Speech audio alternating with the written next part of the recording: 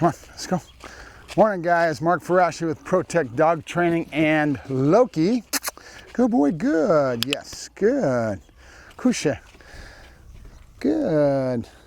Now I'm just going to work him this morning and not chatter as much to you guys and see if I can get in tune with the dog. Good, good. I've got a buddy of mine that's out there working a German Shepherd that's about the same age. And he's been doing a lot of the sport type of build on him. Good. And I feel like he's leaving us in the dust, and there's a reason for that. Remember genetics, okay? The dog's a very high drive little German Shepherd, and he's doing a great job.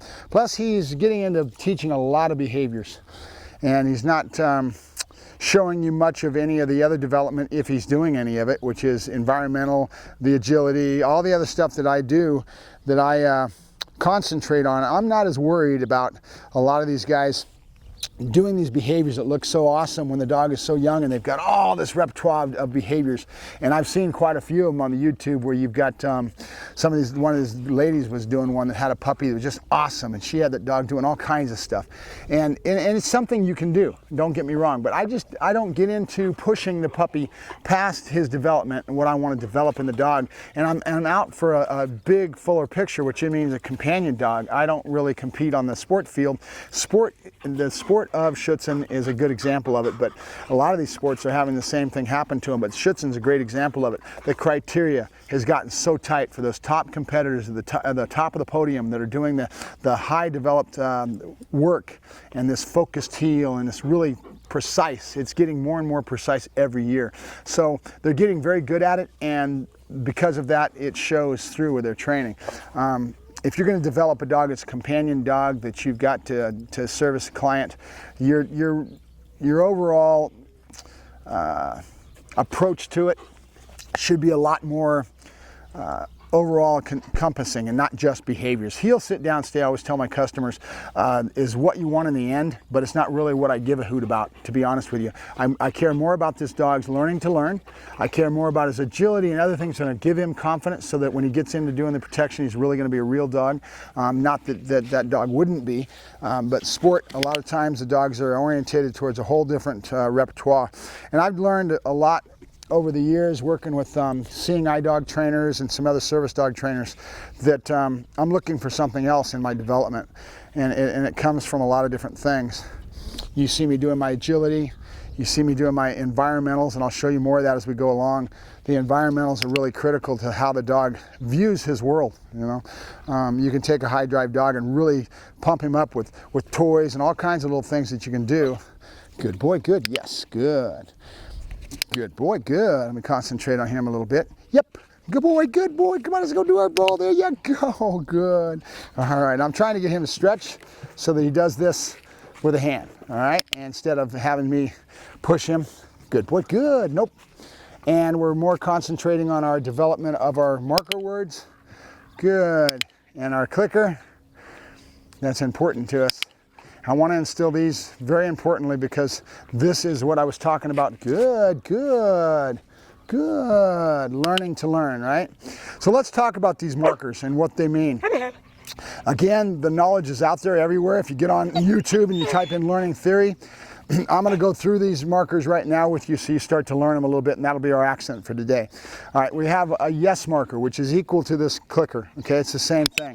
It's called the terminal bridge marker, and it terminates behavior, and it basically tells the dog that he's allowed to, to explode and chase the toy, okay?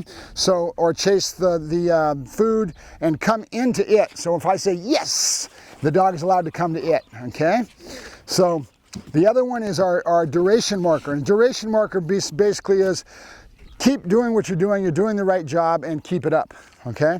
So it's good, and you'll hear me float that good, because in the beginning, we're teaching the dog what these markers mean, and I'm gonna, again, as in my philosophy, help the dog any way I can through my voice tone and my body language, everything I can do to help this dog learn to grow.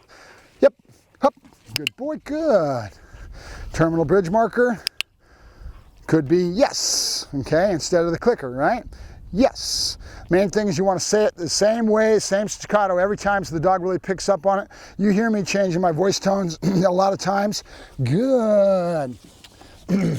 Yep, I'm gonna try to get him back. See how he's looking for the food? Yep, I'm gonna try to, excuse my voice here. I got scratchy in my throat.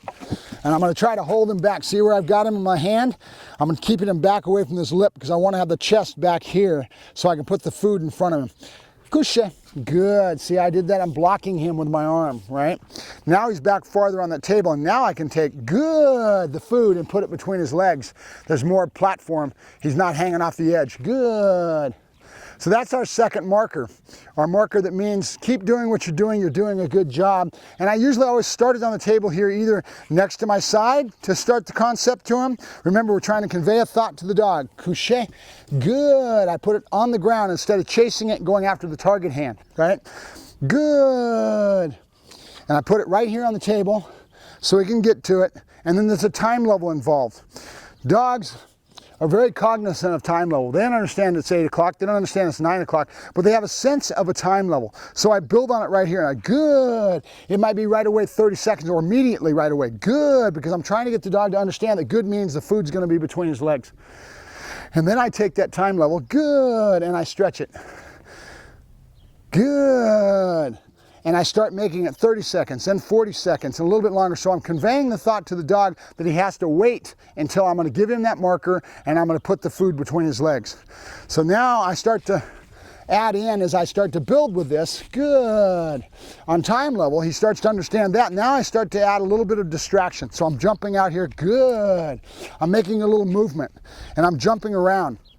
And then right away, good. So he starts to associate that me jumping is going to be preceded by me bringing food to him, or its food's coming right soon afterwards. And then I'll start stretching out how long I get stupid out in front of him, making movement. And then I'll take that, that's distraction, okay? There's something that's called the 3 Ds. We'll get into that later on. Right now, I want to go through the markers. So terminal bridge marker, yes, or a clicker. Good. Duration marker. Okay, good. And then we have a no marker, and no markers can be done in 1 of 2 ways, and I like to break it up. The biggest way is to understand what I try to convey to my customers is that the duration, the no marker is nothing more than saying you didn't do it right, I want you to do it again. And I really instill that a lot on my agility because I make the dog go, and if he fails on something, I make him go around and I just say nope, and I make him do it again. And I convey that again and again so the dog starts to understand that nope is nothing more than you didn't do it right, keep trying, you got to do it again, okay? And then you have a regular no marker, which is no, you did something wrong. I don't like to give my customers that as much because I don't want them to be emotional with their dog. Everything should be matter of fact, done and over with when you're working with the animal. And you don't want to come at them heavy with social pressure and a lot of attitude when you're saying no and correcting for something. So I'm trying to teach my customers to keep their emotions out of things. So because of that, I try to stay away from the concept of giving a correction as far as a no. Not that we don't use it, not that I don't use it. And there is 2 distinct types. The no correction meaning knock it off, stop it, no, that's a stern correction, or the no that you didn't do it right. No, just matter of fact, nope, you didn't do it right. Okay, so those are our 3 main markers that we use. And I work a lot when the dog's young at this age to convey these markers to the dog, and I keep building on that. I really want a good understanding of markers to the dog, because once I have this set in, and I can use them for all kinds of things, and I can convey a lot of thoughts to the animal with these markers, okay? And we'll get more into all kinds of other concepts that come along with our training. Duration, what am I looking for? The 3 Ds, duration, distance, distraction, okay? And then we'll build up on that, and I'll show you how I do that, all basically branched off a no, I'm tired of it, good. There was my no correction and a correction, okay? Versus no, you didn't do it right, do it again. 2 distinct different voice tones and attitudes when you're giving it. Good. Good boy, good. All right, so that's it. We're gonna keep it short and sweet this morning. I got a lot more to do with him, and you'll be seeing a lot more on the agility stuff. See this, grabbing the leash, I make it uncomfortable. No, good. And I make it a correction, and he starts to learn not to put that in his leash in his mouth. That can be a habit. A lot of people come in with animals that are carrying their leash, and they've been doing it forever, and people think it's cute. Well, after a while, it becomes a pain in the rear. So I try to curb that right off the bat. Yep, hup, good boy, but puppies do it a lot. Very young dogs. Couché, good. I want you back. Come on. Notice how he likes to put his paws up in front. So I'm going to block him, and I'm going to keep him back. Aussie. Good. And right away, he'll get used to me pushing him back. Good. Kusha. Good. Good. And we're going to play this little duration game and time level, right? Good. It's almost immediately. About a 30-second pause. Good. But I'm really going to accent that time level. And as I go along, I'll do that more and more, and the dog will start to understand that that means just wait, hang out, Dad's going to give me that good. And then we start to increase our distractions, me moving around like an idiot, clocking the dog, and a bunch of other things I'll show you as we go along. So those are markers, and that's how we start to build the dog, and you're starting to see that come together. I'll talk to you guys later. Have a good day. Bye-bye.